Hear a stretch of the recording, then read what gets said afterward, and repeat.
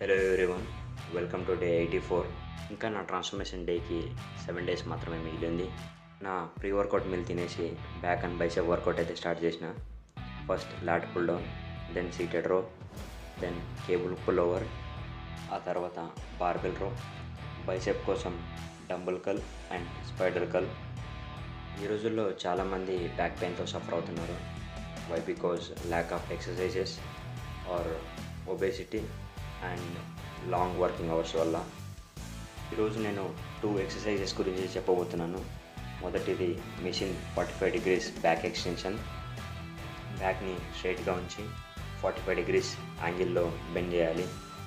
ఆ తర్వాత బార్బెల్ లో బార్ గుడ్ మార్నింగ్ ఎక్సర్సైజ్. ఈ 2 ఎక్సర్సైజ్ వల్ల మీ బ్యాక్ పెయిన్ అయితే రిలీఫ్ ఉంటుంది.